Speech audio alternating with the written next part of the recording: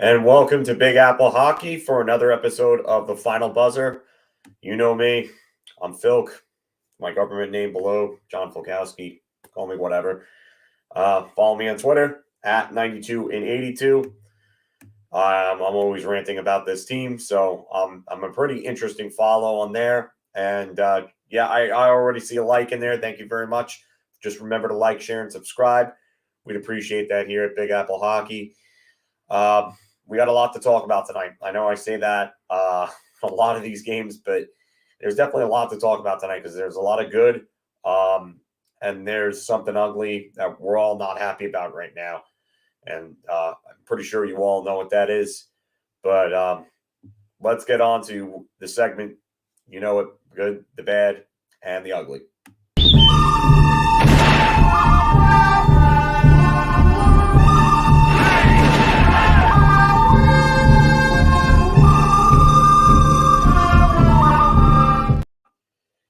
Yeah, so there's some very good that happened with this game. First, to start, seventh heaven. Rangers win their seventh in a row since the helmet throw. A little rhyming. Unintentional, but, it fits the bill here. So, Jacob Trouba throws his helmet 2 weeks ago against Chicago on a Saturday night. One of the worst losses this team has suffered in a long time. Against a team that was fielding a borderline AHL roster. And Jonathan Taves and Patrick Kane. So, Jacob Trouba tries to get the team fired up, throws the helmet. We all know the rest. We know the comments after the game. And, it wasn't looking great there. But looks like the Rangers may have righted the ship. 7 wins in a row is a lot. That's a lot of wins. And that, that can do a lot to really kind of change the outlook of a season and the way that it's running. I have the Giant game on. So if I glance at the screen, it's what I'm watching there is, the Giants. Oh God, Jones just fumbled. You've got to be kidding me, Daniel Jones. You're an idiot. But, a lot of goals in these games, as Greg talked about. A lot of goals in these 7 games. So, it looks good. It feels good to not be in a wild card spot anymore. Hopefully, they can take care of business against Pittsburgh on Tuesday. So, but that's a big win for them tonight. And this is a big turnaround from what looked like to be a low point in the season. So the Rangers, it looks like they've gotten their act together. Or if I could find the clip. Well, then get your shit together. Get it all together and put it in a backpack. All your shit. So it's together. And if you got to take it somewhere, take it somewhere, Take it to the shit store and sell it. Or put it in a shit museum. I don't care what you do. You just got to get it together. Get your shit together. The clips kind of says it all. But, it seems like they have. So it's great to see. I know that a lot of us were kind of testy with that. And I've actually had some time to do these videos, which is good. So great to see. Everybody I know is happy with the way that they're playing. So big win tonight. We have other stuff to talk about with that. And speaking of which, Adam Fox and Artemi Panarin shine tonight. 3 points apiece. And I know I've said this in other posts or other final buzzers and even on my own Twitter account. Artemi Panarin definitely seems to love playing against his old team. I didn't do one last night. They won last night. Did I do a video last night? Nope. But Artemi Panarin seems to play well against his old team. He loves playing against them for some reason. So definitely good to see him shooting again. Not even just the last 2 games, but lately it seems like he's making more of an effort to shoot, which is great. So We need this from him.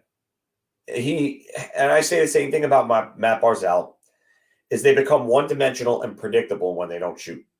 And Matt Barzal just doesn't have the shot that Artemi Panarin does, which pisses you off more. So with Panarin, you just wonder why he's not shooting. I mean, is it a hurt thing? Oh, Jones is down. Jones is down. Okay, that's not going to be a fumble. Thank God. So, okay. But yeah, Artemi Panarin needs to shoot more. And I think it's a big part of it is the fact that Mika Zibanejad can be a playmaker, and he can get that puck to him. So I think that Panarin and Zibanejad are finally adjusting to each other, and it's just, yeah. And you said this before, Matt, on my Twitter, and yeah, someone actually quote tweeted it or retweeted it, I think. So that's actually big. We need Panarin and Fox to both shoot the puck, both of them on that power play. And Fox, what he did there to get that deflection to Trocheck, we'll talk about that in a little bit too. That's also a great play. Shots need to get through on net, whether they're just to the side of the net or whether they're directly at the net. Whatever the case may be, that power play is going to be more effective. So, yeah, and it's kind of funny you say that, David, because he does just get into these modes where he doesn't want to shoot the puck, and you're like, why? Why won't you shoot? You've got a great shot, use it. So, and like I said, that's what pisses you off about Artemi Panarin. It's just he has the ability to absolutely snipe out almost any goalie there is, and yet he doesn't use it enough at times. So, but Adam Fox, playmaking brilliance on display tonight. And he had a real good defensive game too. This is more of the Norris Trophy Adam Fox that we need. And he looked great. So, yeah, I'm definitely happy with the way that Adam Fox played. I think Lindgren played really good with him as well. I forget who posted it. Someone said that, okay, it was you, Matt. You did say that Fox and Lindgren were both fantastic tonight. I would agree. Lindgren was very good, but I just tried to keep the bullet points a little shorter so that this way it's more Q&A time. I'm not going to run short tonight. I've actually got some energy. I'm not going to be up all night talking hockey, but we've got a bit to talk. So, but I didn't want to have too many banners. So going on to the next one. And the Kid line with another dominant night. All three of them had multi-point games, which is just great. Great. Well, obviously, we'll talk about Hedl and what happened a little later on, but that line looked really good. And for the Hedl goal, every player on the ice for the Rangers was 24 years old or under. Just think about that. 24 years or under.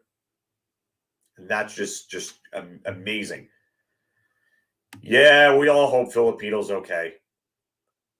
We all hope he's okay. So, but yeah, I just you get a line, you get a 5-unit where all 5 of them are 24 years old or under, and they're giving you production like that. That's big. That's big going forward for this team. That's big right now for this team. You need more. And you need, and I've said this, you needed more from Laffy and Kakko. And it looks like they're giving you it now. Filipino looks like he's turning a corner. I just hope that whatever this is, it seems like it's probably a concussion, but you would hope that this doesn't hurt him going forward and doesn't take a step back because of it. Yeah. So the AFK line. Ooh, I like this.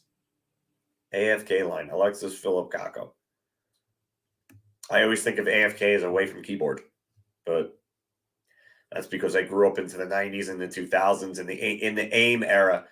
And away messages and statuses and stuff like that. So, but yeah, I like AFK. That's a fun little nickname, especially if you don't want to call them the kid line anymore.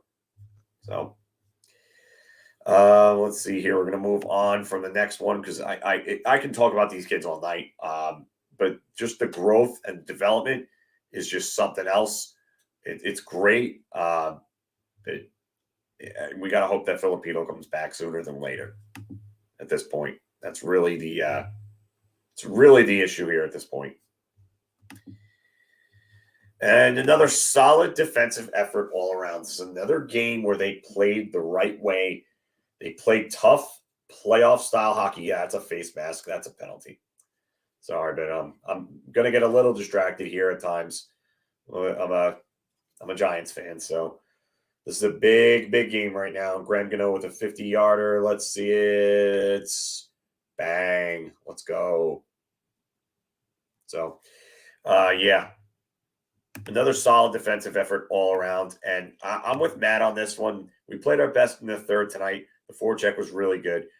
So, all four lines actually played well in the offensive zone. They were moving the puck. They were getting behind the defense at times. They were working Chicago's defense down low. Chicago's defense is not good. The best thing you can do to a defense like that is to cycle the puck down low and wear them out and force them to play in their own zone. Like Seth Jones is not good defensively. Jack Johnson is not good defensively. Connor Murphy and Jake McCabe are like the only two halfway decent defensemen they have defensively. But I'll tell you right now, what the Rangers did is how they're going to have to play going forward, especially against the next two opponents that they have. Because the next two opponents are going to be more structured defensively. They're going to have more skill. And they're going to be able to withstand that a little more. So you're really going to have to take it to them and kind of pound them in their own zone. So we hope that these next two games, we see this same effort. They've been playing a lot more like this, like they did in the this is how they played in the playoffs. It just they lacked a little bit of the speed element that they had with Tyler Mott and Frank Vetrano, obviously, but it looks like they're getting a bit of that back. Sammy Blais, I thought, played all right. Johnny Bardzinski had another really good game. I think he's been good since his call-up. Vitaly Kravtsov, we're going to talk about him in a little bit too. But the fourth line was really good. I thought they were really, really good tonight. And am I really saying this right now? Jacob Trouba played okay. I mean, the one goal was really on him and kind of went off him and in. But he played okay. And he got the big goal. He got the nice blast. So, and I love the shirt from Trouba. Do you want the puck to Athanasiou? Do you want the puck? I think that's got to be the next shirt on We Bleed Blue. Do you want the puck? So, but yeah, I mean, he looked all right. He wasn't terrible in his own zone. He scored a goal. He moved the puck all right. Had a couple of turnovers, but I mean, it's better from the crap that he's been playing like for most of the year. So this is a marked improvement from what he's been giving us all year. So we'll move on from Trouba. Braden Schneider with another very, very good game. It looked earlier on this year like Braden Schneider was going through a sophomore slump, but that's definitely not the case anymore. It's definitely not. I can tell you that right now, because the way that he's played recently, these last, I would say, couple of weeks or so, has been more like the way that he played when he first came up. And even that little short stretch where Adam Fox was out and he was playing on the top pair with Ryan Lindgren. He was playing really good during that time. And he's playing great right now. So Braden Schneider, tip of the cap. Keep it up. And he gets rewarded with a lucky goal. You know what? I've got nothing but good things to say about Braden Schneider. Just his reads are getting better, his positioning, the maturity in his game. I mean, his upper body strength is ridiculous. He's got to be one of the stronger players in the league, especially for someone his size, being 6'2" and maybe 205, 210, somewhere in that range. But he's just, yeah, and he hit a post too. He rang one off the post. As so did Keandre Miller. Keandre Miller almost had another really good goal. And I've talked about Keandre Miller so much. I'm going to drop Keandre Miller in here for a second because I didn't make a banner for him. But Keandre Miller is back to where he was the second half of last season. Like just amazing defense. Even when he gets beat, he's recovering. He's another one where his decision making has gotten a lot better. He's not pinching at the wrong times anymore. He's making the right pinches at the right times. He's not getting caught up at a position. His pokes are great, but he's relying less on the poke, and he's playing the body a lot more. And he's just become a lot more effective because of that. And at Miller's size and the ability that he has to skate, it's great to see this. It really is, because he's becoming an even better defender. And you know that he's coming closer to that next level. And the thing is here, it looks like the defense is finally here. And this is what they envisioned when they drafted him. Now the question is, can the offense get to that next level? And you're seeing flashes of it. But like everything in development, it's about consistency and being able to do it consistently. The confidence is there. Is now can the offensive production be just a little more consistent? That's the only thing we need from him. Otherwise, I think he's a real good defenseman at this point. And I think if anything, you're looking at a guy who's going to be a cornerstone defenseman for this team for a very long time. And I know I got a little sidetracked on Miller when the headline was really about Schneider there, but Braden Schneider, he's far outplaying my expectations for him, especially this early. I mean, now you see why they moved up to draft him. And they wanted him so badly. But great on Braden Schneider to take the leap in development that he has. John Weber, I do not agree with this at all. Not right now. I get why you're high on him. I'm high on him too. But I just don't see that yet. Not yet. So I will move on from the two young defensemen. And this was good. This was really good, actually. I was a fan of this because it's a new look. It's a new wrinkle in Power Play 1. So a lot of Power Play 1 has been cross-seam passes, force the near side one-timer to Zibanejad on the Ovechkin spot. Go for a Chris Kreider deflection. And the power play was becoming very monotonous and predictable. And I really like what they did with Trocheck to the side of the net for that deflection.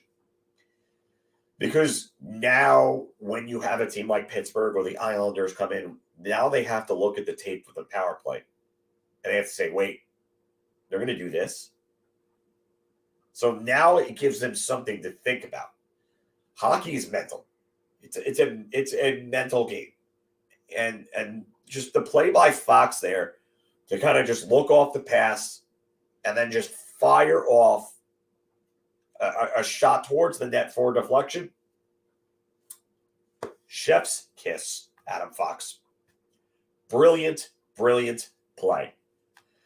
And this unit needs it because, like I said, they became so predictable with what they were doing and their strategy and their approach. They needed something different, and this is something we haven't seen.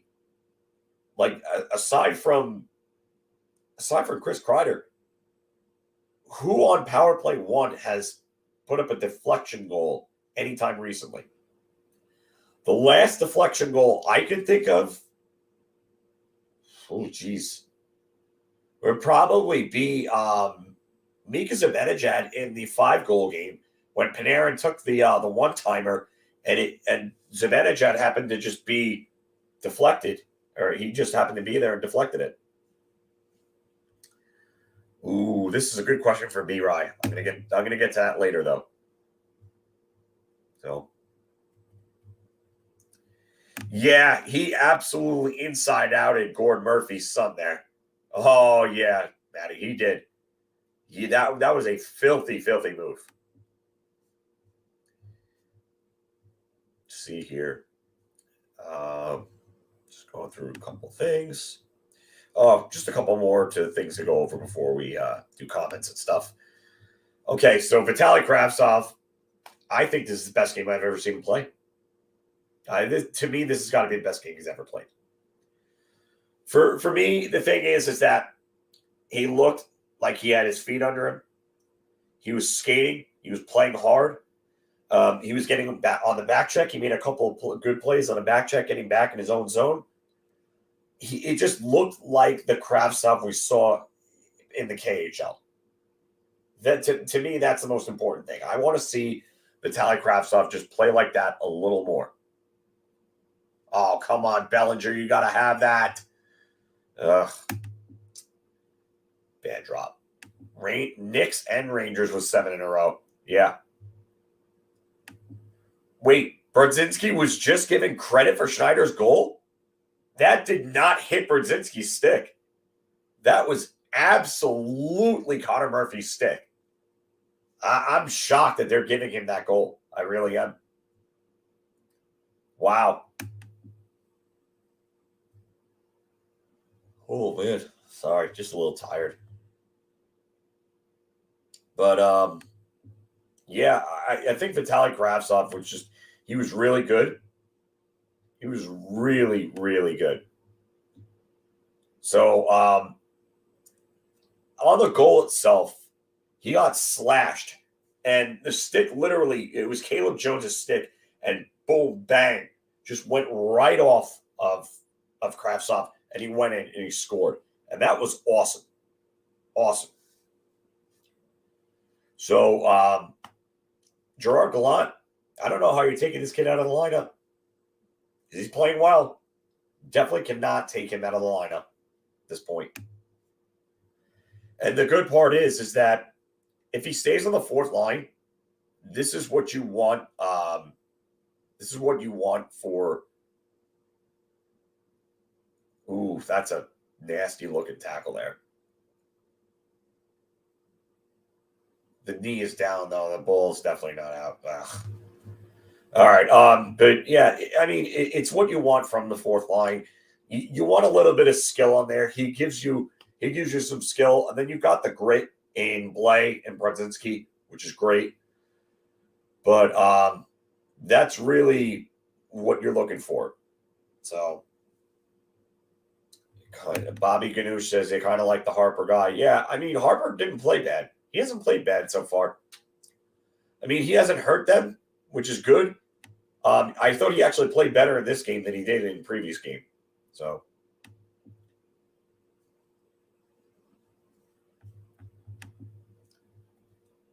and then Shesterkin, he was great when tested. Ended up stopping 29 to 30 shots. So, good on Igor Shesterkin to be there. I mean, he made some big saves too. He really did. So, I really like the way that he's been playing lately. I believe his goals against now is going to be somewhere around 245, maybe. It was 249 entering the night. His save percentage was 917. So his save percentage should be closer to 920, and his goals against should be about 245. So this is more like the Igor Shesterkin that we've been used to. But yeah, really, really good from Igor Shesterkin. And the body language. Well, that was another thing. That was a body language from Shesterkin. It's a completely different goalie. when you look at him. So big difference in Shesterkin then and now. The thing with this team is that they were playing the same way they played around this time last year, but they didn't have the goaltending that they had last year. And now you're getting more of the goaltending, and then the play is actually getting better, which is amazing. And it's not like last year's streak. Last year's, when they got hot around this time, they were playing some bad teams, and they weren't playing that well against them. Now they're playing well against good teams. They're beating the crap out of the bad teams. And now they're doing it in a more convincing way. Oh, yeah. The one where it was on the where he basically it was on the power play where he basically just walked in, Bobby. Yeah, that was a great save. He was just like, okay, whatever, swatted it off. Yeah, it was the blocker side one. I believe it was on the power play, actually. He basically just got in all alone. So penalty kill needs to be a little better, but that's definitely something that they can work on a bit. But I mean, everything is really going well for the Rangers right now. Kind of firing on all cylinders. So that was all the good that I had. That's good. And now I'm just going to skip over the bad, and I'm going to go straight to the ugly. So dirty hit by Sam Lafferty takes out Filipino. The lack of the response by the Rangers, a bit concerning. Now, the biggest problem I have with this is one, or I should say two problems I have with this. One, it's a late and unnecessary hit. It's contact to the head. And right after that, there should have been some sort of response by Sam Lafferty. And good on Ben Harper to go after him a bit in that scrum. But I think that had more to do with the scrum than it did with Hedl himself. So he's got an upper body injury, more than likely a concussion. He didn't come back. So, and yeah. And then Lafferty also knocks over Shesterkin behind the damn net. So I don't like that at all. There's no response. To me, I don't understand where the response is. And to me, that's untrue. But you're the captain. You're the one that's throwing your body around. Why are you not going after Lafferty? Why are you not telling somebody to go after that guy? So next time, Sam Lafferty, I want to see him clocked the next time the Rangers play the Blackhawks. Probably won't be until next season or wherever team Sam Lafferty ends up with because he's a piece of shit. I hope someone clocks him in the face. Dirtbag, scumbag player, bottom-feeding trash is what he is.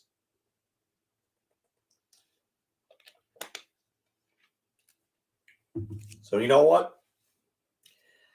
Maybe the Rangers do need to go grab a little toughness at the deadline. Maybe they do.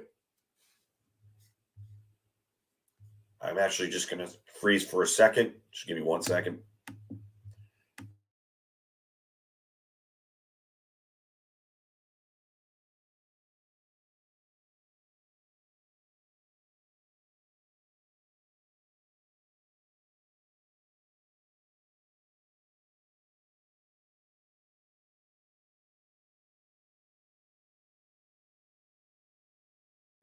Sorry about that. Yeah, so definitely I just didn't like the response against the lack of response against Lafferty. You know what? I think they will. I think they're going to grab somebody. I don't think it's a Reeves type player, but I think someone that's gritty and that has some skill. There are two targets for me on Chicago that I'd like. I know everybody's going to think it's Kane. I'd like Kurashev, and I'd like McCabe. Oh, man. Taylor Heineke just got blasted Oh, love it. But I would definitely like Kurashev and McCabe if they could fit the salaries somehow. I think McCabe is going to be a problem salary wise because I think he's like a $4 million player. I think I'm actually trying to pull up their cap situation right now. So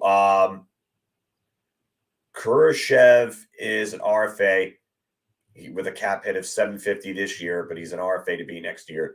So that's not a problem. McCabe is a $4 million salary. So that's not bad. You could deal with that. McCabe is long term though. That's the only problem. He's next year and a year after. So he's got 2 years left after this year. I just don't know if they would grab him, but I do like McCabe as a defenseman. I think he would fit right in. So that would be really good to get someone like Jake McCabe. I know that others have mentioned Dmitry Kulikov because he can play both sides on defense. I think Gauthier is a better option than Blais too, Michael. I'm actually agree with you. I do agree with you on this. I think Blais played better tonight, but he's not. He's just not there. I think the experiment's got to end after this year. Gavrikov would be a good one. I wouldn't mind him. What is his status after this year? I believe he's restricted, or is he unrestricted? I don't remember. Oh, he's unrestricted. Okay, 2.8 million. That's manageable. He's unrestricted after this year, though, so that's actually a good pickup. Wouldn't mind him. I highly doubt that there's any market for Blais, Davey. I really do. Yeah, I hope Tenority's okay, but that puck should have been Lafferty's face that puck hit. So should have been Lafferty's face. Have a big problem with that. Or somebody's face somebody's fist should have went into Lafferty's face. So I think Gaudreau's got to go down. I would rather him on the bottom lines than, but I understand why Kravtsov's on that fourth line. So, because they want a little more skill there, and I think he helps facilitate. But it's a matter of what you can get out of a guy like Kravtsov. And kind of have like his element of skill complement the other two players. I get it. I would like to see Gauthier with Kravtsov and Brodzinski. There would be a lot of speed on that line, and there would be some size and some physical play too. So, yeah, everybody wants Buchnevich back. Not happening. Now we got to go back to this. So B-Rye asked before any shot that Riedel gets called up. I would like to see it. I don't think it's going to happen, but I would like to see it. I really do.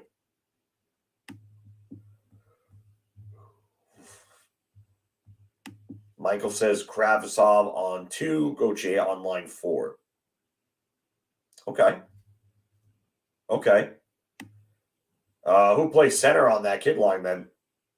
Kravtsov, even though he hasn't really played that since like the 2019 World Juniors. I mean, I don't know how that's going to work, but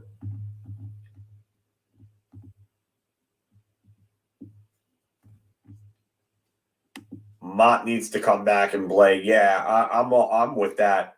I'm definitely with Tyler Mott coming back. So Goody is going to center. He's going to center line 2? No. Nice run by Richie James there. But, yeah, I think that they need to go grab a little more skill. I do think they need to add a player that has an element of grit with that skill. So Goody will be on line 4 then. Okay. I'm fine with that. Problem is that Gallant likes his veterans and Riedel has 0 playoff experience. So I hope that God Carpenter never plays another game for the Rangers. I'm sorry. He's terrible. He's terrible. He's absolutely terrible. He's got no speed. The only thing he can really do well is faceoffs. Yeah, Brendan Othman is not happening. I don't see that happening at all. I really don't. I don't. Kubalik would be. I like that. I like him. I don't know if he's necessarily the answer.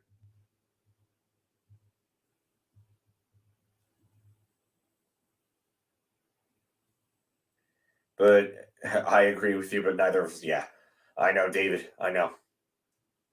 That's the part that sucks.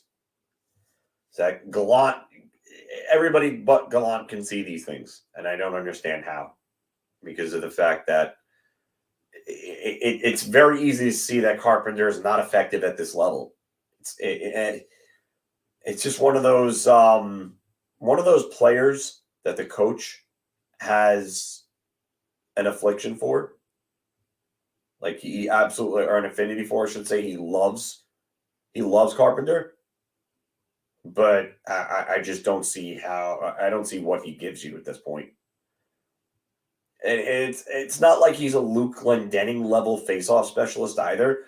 So, like, if it was Glendening, I could say, okay, like, you have a guy that's going to win you, like, close to 65% of the faceoffs that he takes, then okay, like, Glendening's really good. Glendening's one of the best faceoff guys over the last, I would say, 5 to 10 years. He's one of the best.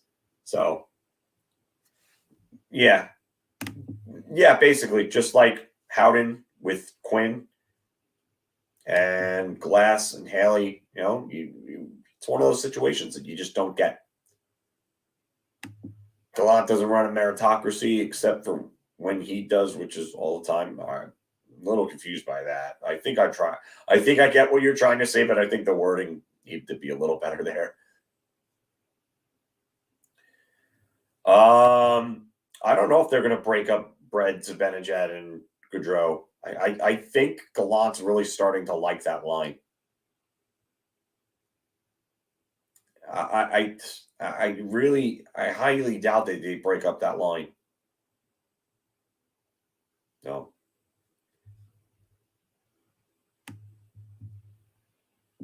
Yeah, I doubt we see Hoffman. I really do.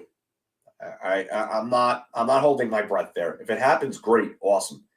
If he's ready. I just wouldn't want to force him into this type of situation. I just think it's not the greatest move to bring a kid like that over into a playoff picture,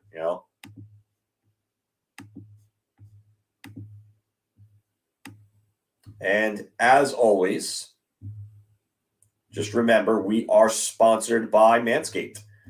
So for if you want a Christmas gift for somebody, Manscaped.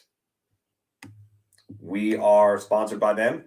Use code BAH for Big Apple Hockey for 20% off and free shipping. So definitely use that.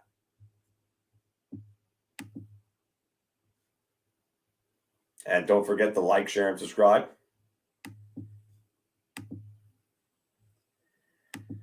Alvin Lanker says he loves Breadman. Most exciting Ranger since Yager on offense. Yeah. I mean, I would agree with that. Brad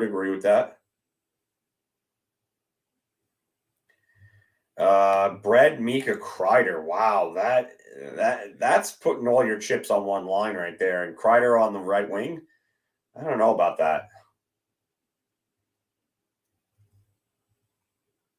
I really don't know about that. I feel like you're stacking too much on one line, and then if the other lines get shut down, and then you just I don't know.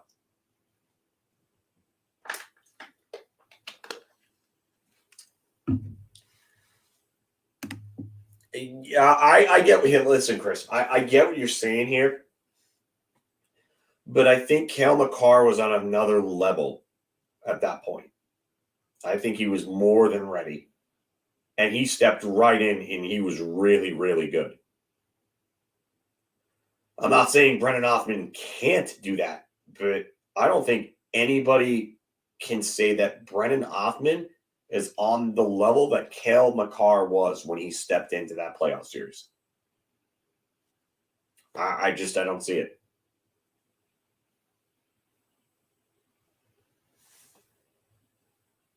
I like Kreider on the third too because I think there's more favorable matchups. And I think if you have a guy like Kreider on the third, it really creates matchup problems because depth is always going to create matchup problems. You can game plan against one line. That's easy. You can game plan against two lines. It's not easy, but it's not super hard. Then when you have three lines, then okay, you know what? Which one are we planning after? And you know what? And you hope to God that your fourth line isn't out against one of those lines. Too often, I should say. So you need depth. And I think Kreider on the third line gives them a lot of depth, gives them a lot of different options. Like I said, I just really wonder what happens now with Hedl. If Hedel's out any bit long term, hope to God he's not. But yeah, this is just, it's not good. No, we're not getting Ryan McDonough back. That's not happening.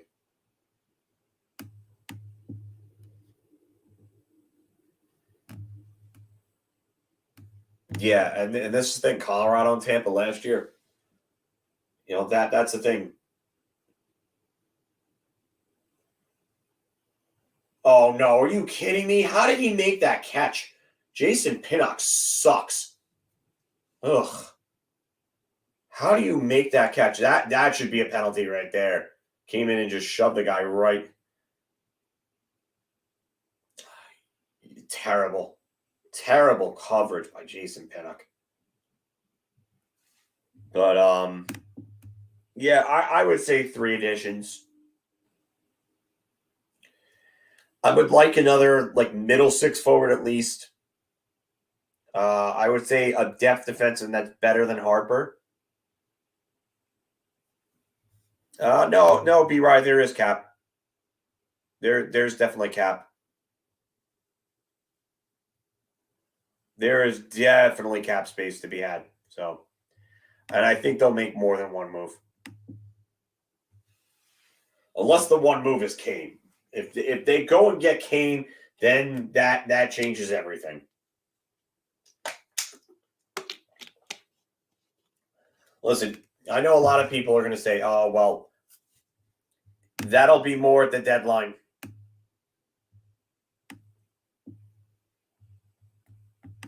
I cannot blame. No, but I can blame you for getting Filipino hurt. I can't blame you for a loss, but I can definitely blame you for Filipino getting hurt. Yeah, and Core's right. $7 million at the deadline. So I'm gonna pull up Cap Friendly's page for the Rangers right now. So at the deadline, they're standing to have over $7 million in cap space, $7,121,804 in cap space. So they'll have quite a bit to work with come deadline. So we don't have to worry about that, Ranger fans. Don't have to worry about that.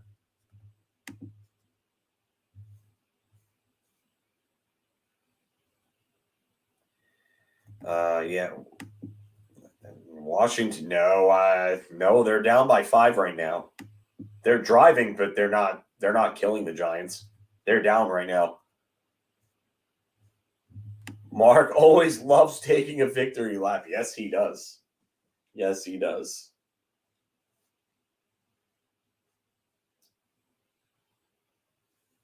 Well, here, Romanello.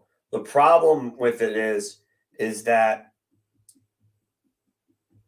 there was a huge deficit for yes. Oh, the Giants. Oh no, damn it! They're staying down by contact. But there was a huge deficit that the NHL had to be made up. That they had to make up, and Gary Bettman is claiming that they're very close to doing so. So not this upcoming season, but I think the season after, the cap might go up by $4 or $5 million that year. So Marc doesn't get many victory laps, so he has to enjoy the few that he gets. Yeah.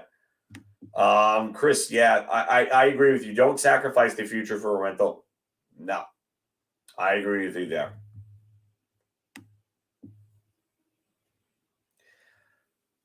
Oh, the Giants are challenging this. Okay. Gary Bettman has been around way too long. I am not going to disagree there. And 40 of you on with me. Thank you very much on a Sunday night. This is awesome. So just remember, like, share, and subscribe. You got a few likes in there. Helps us out. Because here at Big Apple Hockey, that's what we're looking to do. We're looking to build this up, looking to grow, looking to give you the best content we can. So definitely like, share, and subscribe.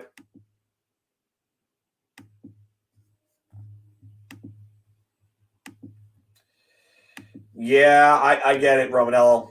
Tired of waiting for the future. I get it. I absolutely get it, but it's closer than you think. It's closer than you think. So we're going to get rid of these banners while I'm in here.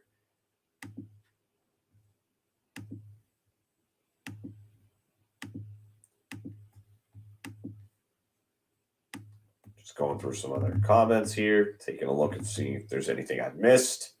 New ones, okay. They may not need Kane, but they do need a first. Okay. I love Zuccarello, and I think I was talking about this in the last stream, but I just don't think that Minnesota would move him right now. I think that him and Kaprizov just have such great chemistry, and he's under contract long term. I don't know if the Rangers can afford to bring in anything more than a rental, or maybe a player that has maybe a year on it after that. And I think Zuccarello's got, 2 years left after this one. Nope. Actually, no. He's got 1 year left after this one. So he's actually,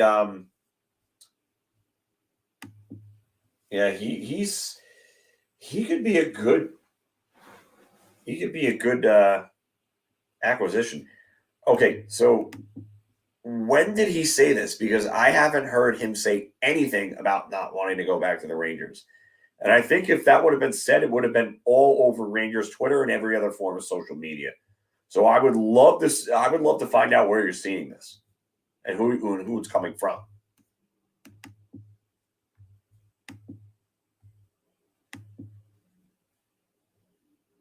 Yeah, I'd be right. I don't believe that either.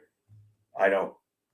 He may not want to leave Minnesota, but when did he ever say that he wouldn't want to come back here? That's what I want to know. Romanello saying, I'd be willing to trade major parts for Kane provided we can offload Trouba. No, I don't think that I don't think he's unmovable. I don't think the captaincy. Oh, Washington screwed up. It is a fumble. Oh yeah. Let's go. Now you just lost it, idiot. Oh, Saquon, go! Oh. Let's see here. Chris Ross says, what if we made a trade and get Corey Perry from the Lightning? I don't think the Lightning are going to trade Corey Perry. Why would they do that, though? Why would they get rid of a veteran? To me, this doesn't make sense. I personally, I just don't see it. I don't get why they would be willing to do that. They're in a playoff spot. They're more than likely going to make the playoffs. So,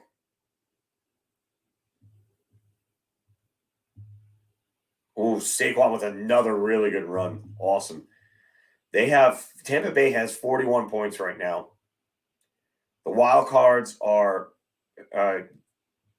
Pittsburgh and the Islanders. Washington. Florida's the closest Atlantic team, so it doesn't matter if Pittsburgh and the Islanders have more points than Tampa. Tampa has one of the 3 divisional spots, and Florida's 7 points back, and they're not playing well. Play the kids. I do agree. Wow, Saquon Barkley is running like a man possessed right now. It's a 3rd straight run of 10-plus yards. And he absolutely is putting on moves. It's a clinic.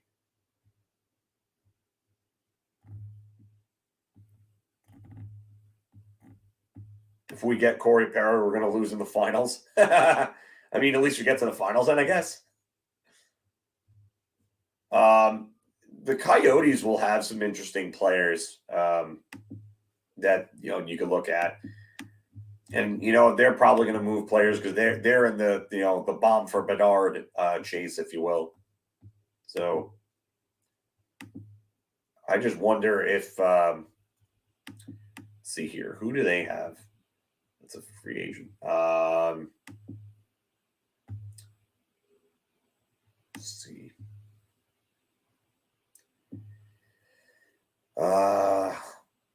Nick Ritchie,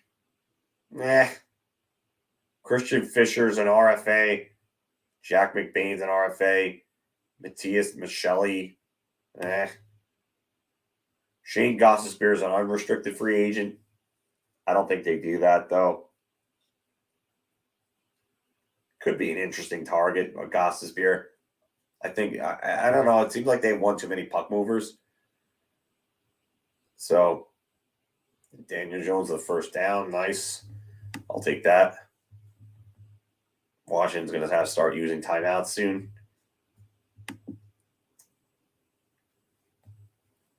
Yeah, Capo Caco's really good. He's doing really good right now. I hope I would love to see 20, just like B-Rye says here. Corey Perry is a 4th liner at this point, so yeah, I wouldn't I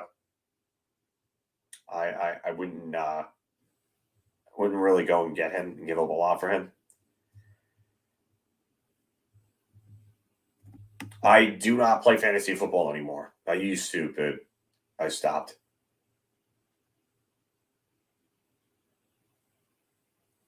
So I wonder if Nemeth is available. You, sir, you're going to lose your speaking privileges if you keep this up. Davey, no, I don't think we can see Matthew Robertson. I would love it. I would love it.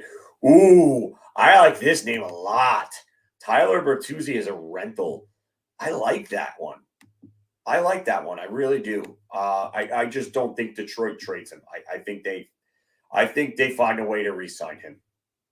It's actually a really good idea. They're in the hunt too, which is a problem. If they were doing bad and they felt like, they wanted to just kind of go scorched earth, maybe.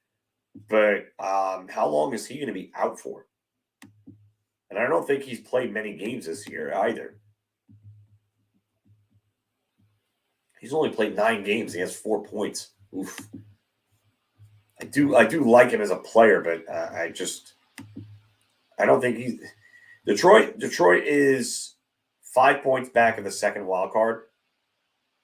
They have 2 games in hand on the Islanders. So I really would love to see that, though. If you got a guy like Bertuzzi, if he was healthy, he would be a difference maker. Joel Edmondson? Ooh, that's an interesting one. I like that name. I think that, I mean, he's an alternate captain there. His cap hit's a little high. And he's on the books for next year too. He's got a 10-team no trade list. So I wonder who's on that list. But he's kind of what they need. They need a solid, I think they actually need more of a two-way guy. So if your third pairing is Schneider and a veteran two-way guy, I think you're pretty good.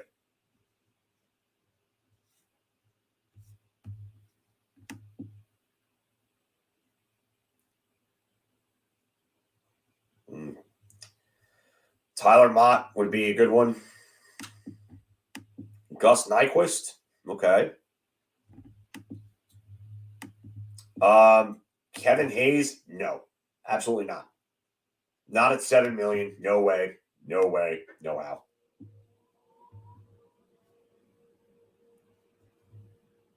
I don't think Chychrun's happening. I don't think they want to give up that type of assets for that.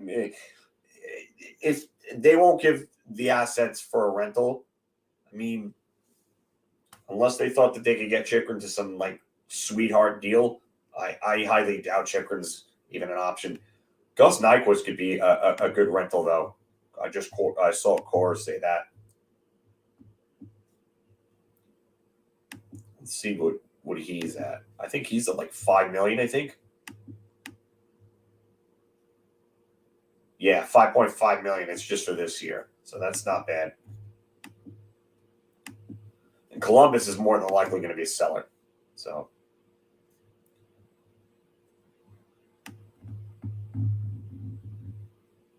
Let's see here.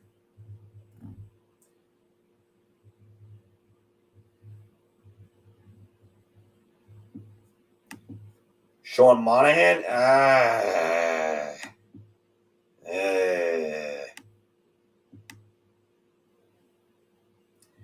I'm not high on him.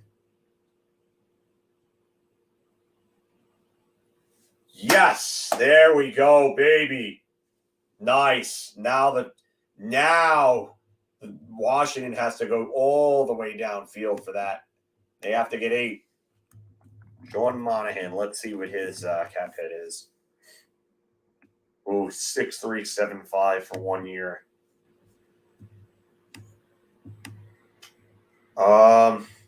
He's got 17 points in 25 games. That's decent. Yeah, he's not having a bad year. He's really not. But I don't like that cap hit.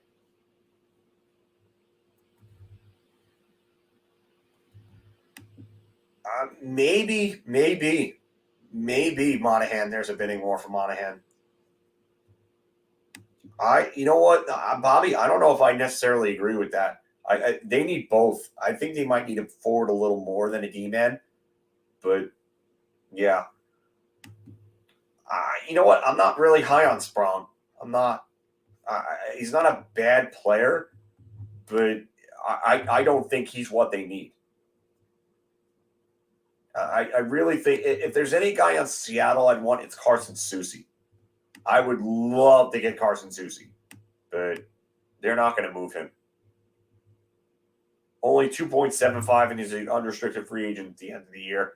I would be very, very happy to get Carson Soucy. I would love Matty Beniers, but that's never happening. Sprong's got 16 points in 22 games. That's pretty good. It's pretty good. Maybe Sprong is turning a corner. Just crazy because he was drafted like forever ago, and he was a top prospect for a long time. He was a prized possession for Pittsburgh. He was a top prospect for them for. It's 2015, and he was a second-round pick. Just really, really good. Really, really good prospect. He never panned out. But, I mean, sometimes late is better than never. He's 25, so he's right in his peak years. Oh, come on. How do you let them get downfield like that? God, this defense is so bad. Oh, my God. Nick Bukestad as a fourth liner. I like Nick. What is Darnay Holmes? Darnay Holmes has been terrible tonight. My God. Ekholm for Robertson in a second. Yeah, Ekholm would be great, but that's not happening. Bo Horvat. I don't think that's happening, even though the Rangers supposedly have interest. I don't see that happening. I don't. And I don't think they'd be able to fit him cap-wise.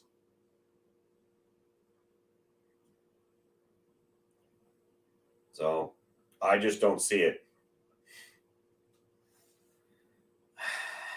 I think the real Devils, David, are a mix between the first 17 and the last 10.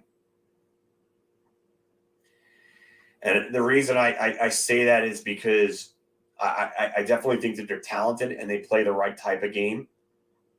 I just think that they're very young, inexperienced, and they haven't faced this type of adversity with this team. But there's also no Andre Palat. Oh, the clock should not be stopping there. His arm was down. His arm's down. Why is the clock stopping there? Kamer will probably be most likely if we stay good. Yeah, I do agree. And I agree that Mott makes the most sense for the bottom six. So.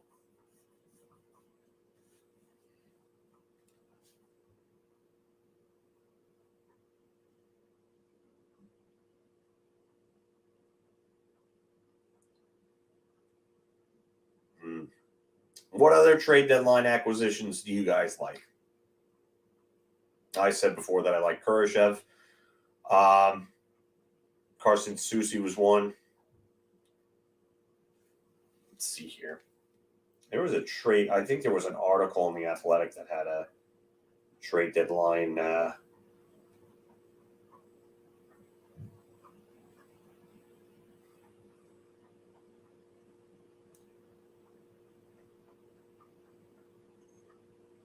Ooh, yeah, top 25 trade deadline targets. Let's see. I'm going to pull up this article from The Athletic.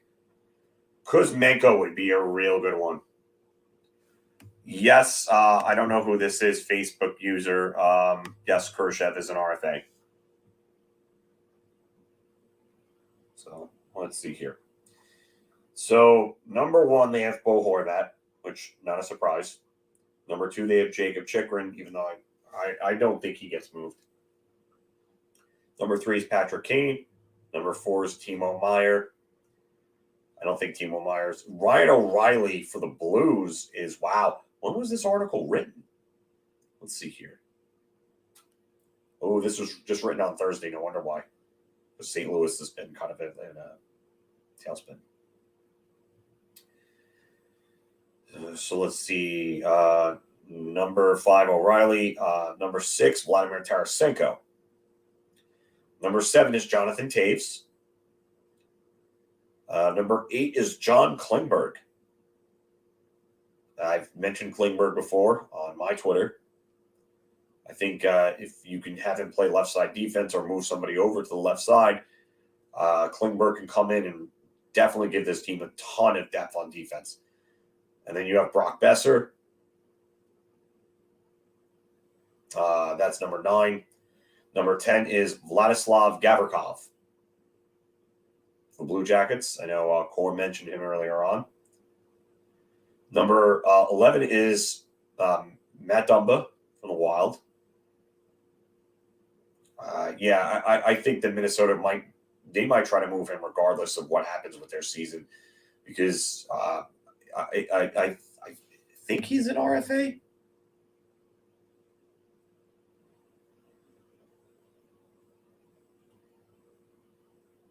Let's see here.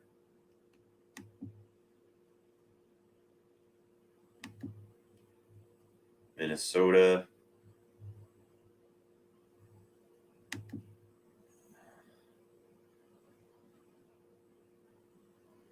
Oh, you got to come down with that, McFadden.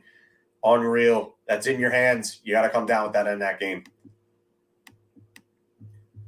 Dumba is a UFA at the end of the year. Ooh, okay. 12, Shane Gostisbehere. 13, Jesse Puljujarvi. 14, Sean Monahan.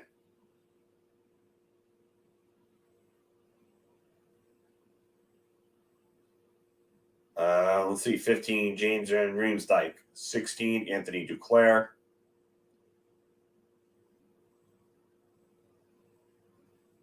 But Duclair's coming back from an injury. 17, Andreas Athanasiou. That ain't happening after the Jacob Trouba incident.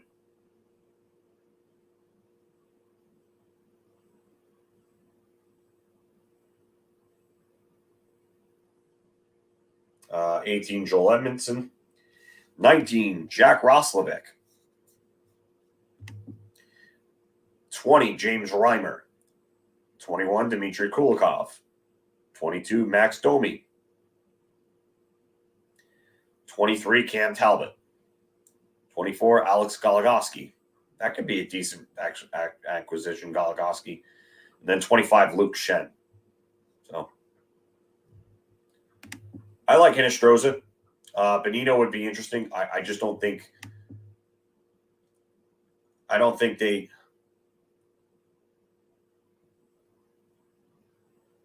I don't think they go with Bonino. I just don't think Nashville moves him.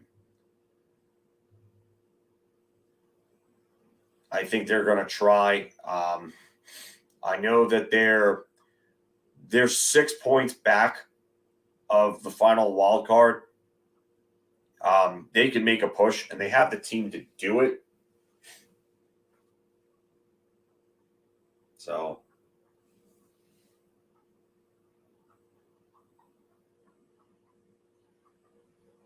yeah, I just don't see it.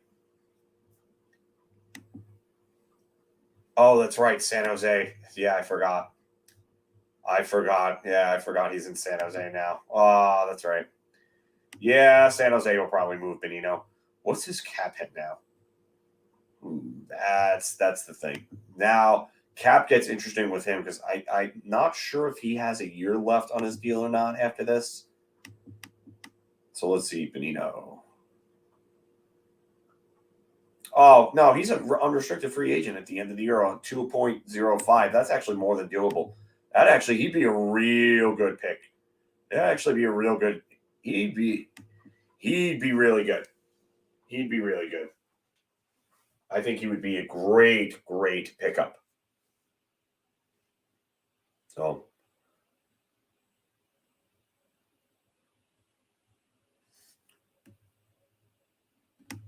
Roslovic would be a Hagel-like move as Columbus is willing to retain salary. I don't think Columbus wants to move Roslovic, though. I really don't think they want to move him.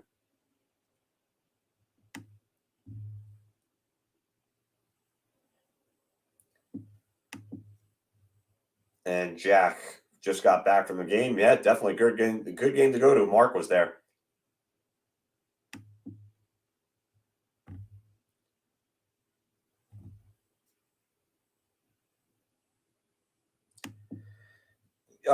Yeah, Michael, I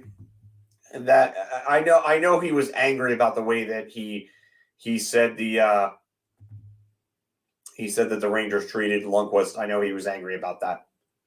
So, I don't remember. I remember seeing that interview, and I don't remember him ever saying anything about not wanting to play for the Rangers. I know he was angry with Henrik Lundqvist's treatment, and he wanted to stay, but it's a business, man. It's a business.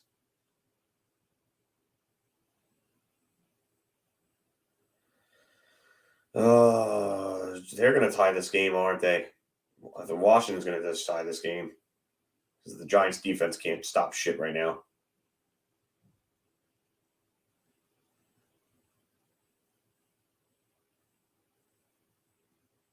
Yep, and there goes the touchdown. Yikes. Yeah, management and coaching has changed since then too. Yep, definitely has.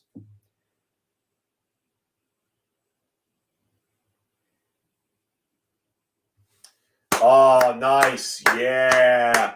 Good job, Terry McLaurin. Good job, you idiot. Illegal formation. Good job.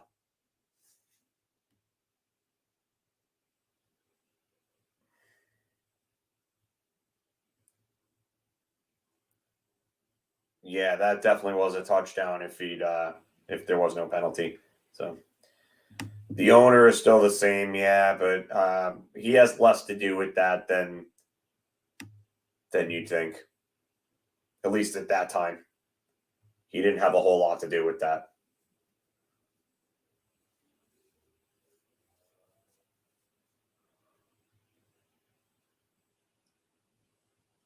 Yes, nice.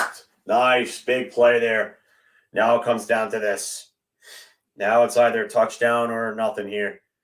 Good, good, good. Good, good, good. So 4th down. You guys are probably ahead of me too. Because you guys, when I did the live stream of the watch along, you guys were ahead of me. And there's a hold on that play. Oziz Ojolari got held there badly. No call. Should have been a holding call there. Ugh. Yep, and you guys are ahead of me. Yep, I knew it.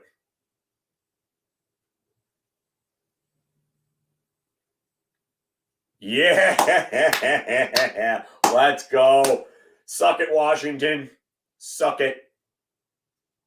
Your team name is stupid. So, another great night for New York sports. My teams get the wins. I am a happy man. So, Monday won't suck nearly as bad as it normally does.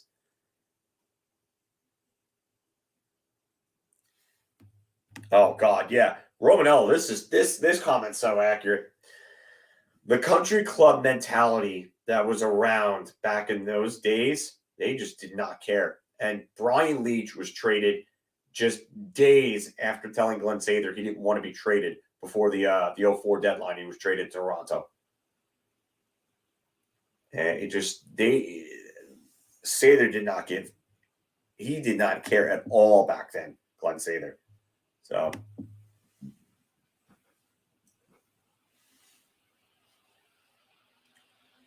Yes. Game over, baby. Oh, they have one more. One more down. Oh, poor Ron Rivera. Poor Ron Rivera. Wah. You guys just got away with a blatant hold on Ojolari. Should have been sacked.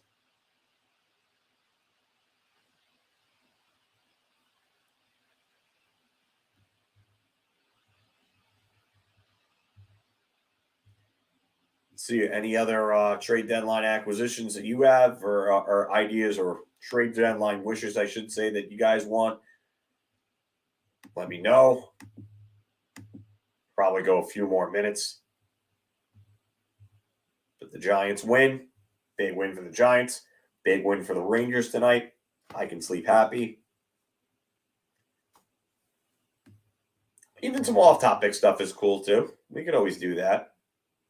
Doesn't have to be purely hockey the whole time. I mean, I love talking hockey, but we could always go a little off-topic. Music, wrestling. Ooh, do I think the Yankees go for a left fielder? Yes, I think they do. From what John Heyman was saying, the search is still on for a left fielder. So,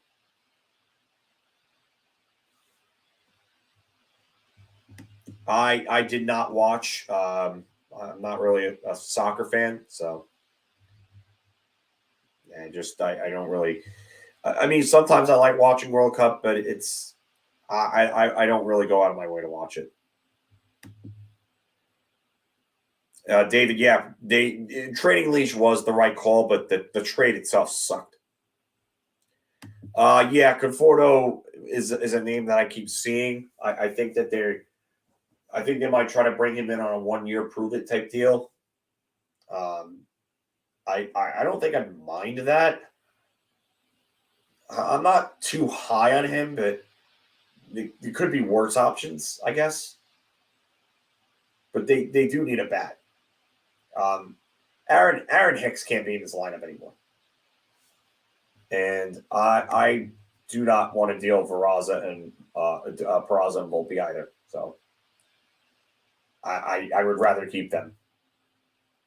Reynolds would be great, but I think he's just going to cost too much. What a game tonight. 2 games tonight. Rangers and Giants fans very, very happy tonight.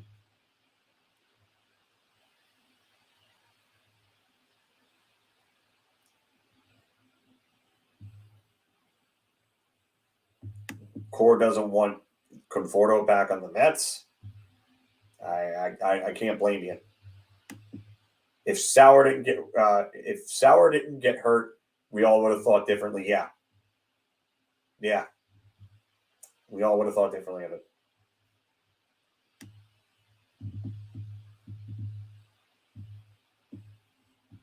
You want Brian Reynolds and you don't mind giving up Dominguez?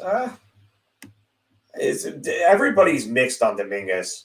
He's a polarizing prospect.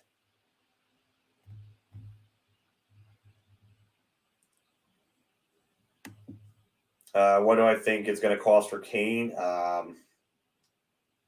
First round pick, couple of prospects, I would say.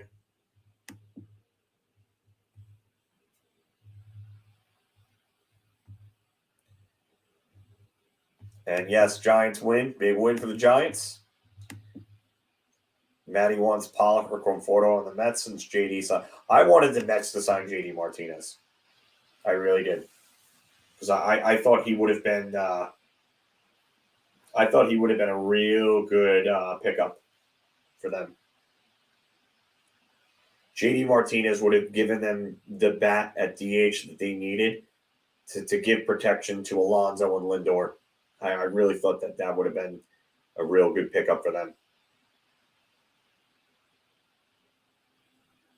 I'm more than okay with trading Hicks and Glaber. Hicks has got to go. IKF's got to go. Donaldson's got to go. Those 3 have got to go. Glaber less than the other 2. I would trade Glaber if you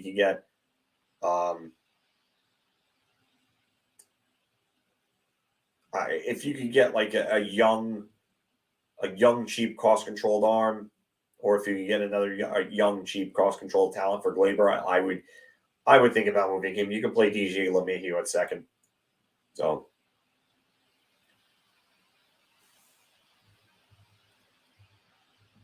yeah, Kane doesn't play much defense, but when you're out there, I mean, with him, he's going to have the puck. So he's really going to have the puck, and that's going to be a big thing for the Rangers, because they've lacked right wing production obviously since Buchnevich left.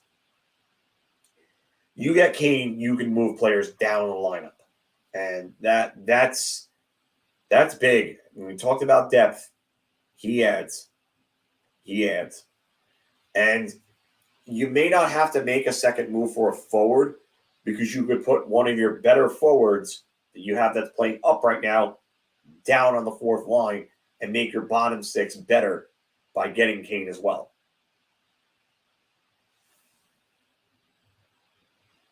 Yeah, I saw somebody on Twitter say the same exact thing, Romanello. Passed on Correa, passed on Story, passed on Machado, passed on Volpe better be something special. No pressure, kid. Yeah, Davey, I think every Yankee fan knows about Spencer Jones. I think every Yankee fan knows about him. And every Yankee fan's really, really high on him.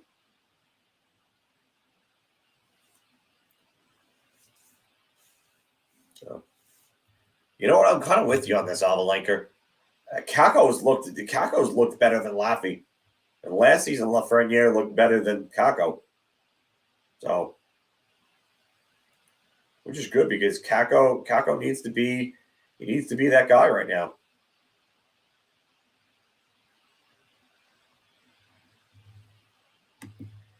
Yeah, Pete, there you go. You met up with Marc, had a good time. There you go.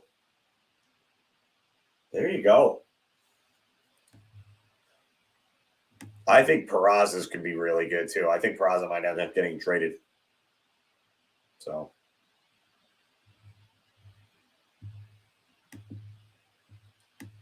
Yeah, I'm with you on this. Just because we don't need Kane doesn't mean we can't use him. I think every team would love to have him. I think the analytics thing is overblown with him because his 5-on-5 numbers look so bad. Well, yeah, look who he's playing with.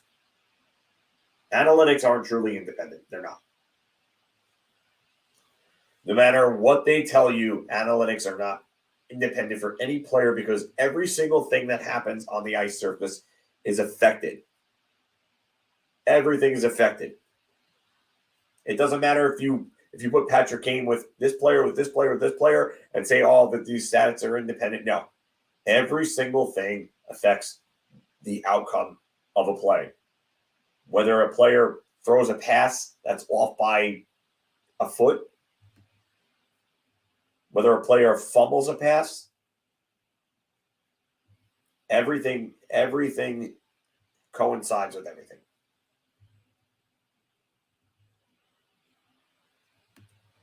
See, that's why I don't put too much stock into analytics because I think the Rangers have played better, I think, in this. They played better.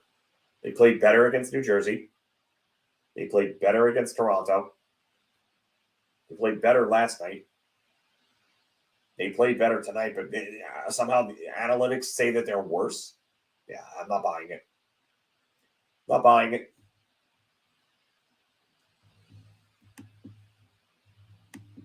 Listen, I'm not going to say that analytics are not useful. I just think that too many people put too much stock into them, and there's a lot of flaws that need to be ironed out. So, yeah, I got to block the bots. Yeah, Chicago is bad defensively, Pete. We all know that. That's not a problem. I would say a little more than a period and a half. I think that first period was really bad. That first part of that first period was really bad, that first half. And I think they played better the rest of the game. And this is it. When you factor in the eye test and the analytics to the right balance, you can get a lot more of a story. But there are too many people who like, you're talking to somebody online and you're talking about a certain player. Listen, it's tough to watch everybody. It's tough. I have Center Ice. I have ESPN Plus. It's so hard to watch all these different teams. And it's really hard. I got to give a lot of credit to the people who actually do watch a ton of hockey. Because it's really, I flip back and forth between so many different games, and I get caught up in games. But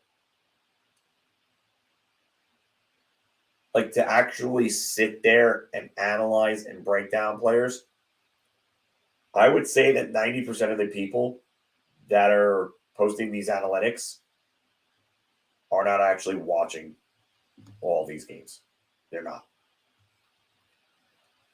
And you know what? I love Shannon. I think Shannon is a treasure. I think he's a great guy. He really does watch these games. There are some things that he says that I don't necessarily agree with, but you can tell that he actually watches all the games that he comments on. And he puts in a lot of time to it. He really does. Because there are a lot of games on each schedule. You know what? He's making good money out of it. He's making good money out of it. So, good for him. I definitely enjoy his work. I watch his work. I like his countdowns. I think he gives new and interesting content. He keeps his stuff fresh. But the one thing I will say is he works his ass off. And that's, you know what, his work ethic is something that we aspire to have here. So, but he definitely watches all those games because I watch his reviews and he's breaking down everything. He's not just watching highlights. He's pointing out things that you're not going to see in a condensed highlight package, which is great. So I fully endorse him. Anybody who wants good hockey breakdowns as well, I definitely check his stuff out. I'd watch his stuff. I'm a big fan. So, but I'm gonna pack it up. We're going close to an hour and a half. As you can tell, I sound a little under the weather. I'm fighting off a cold, but definitely wanted to get here and do this because I was actually home for this game. So I actually almost wasn't going to be home. If I didn't get the little amount of sleep that I did last night, I'd probably still be at a friend's house right now watching it. So I probably wouldn't have done it. I was out last night for a friend's birthday, so I really didn't get to watch a whole lot of the game last night. I watched the third period, so I'd have to go back and still watch the first two periods. But yeah, I just wanted to make sure that I had a video for this one. I think I might be able to do a video Tuesday. I'm not 110% sure. I don't think we're having any watch-alongs for Thursday. I don't think there's no viewing party for that. I know Marc said he wanted to try to do more viewing parties, but I don't think we have anything lined up yet for that. No, cold does not mean hungover.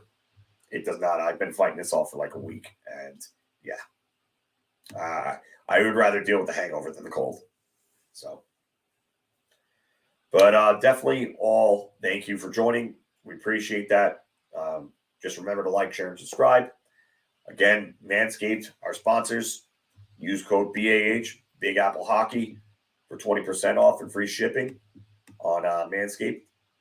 So, if you're looking for a good Christmas present, that's a good Christmas present right there.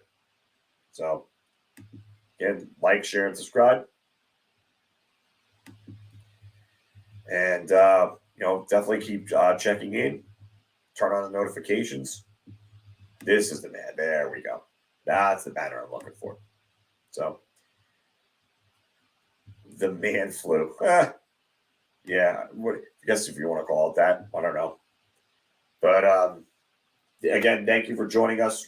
I appreciate it. Good to have you all here on a Sunday night. 7 in a row for the Rangers. Let's hope it's 8 on Tuesday. And let's knock Pittsburgh right off their wagon. So, take care, everybody. Hope you all have a good night. Let's go, Rangers.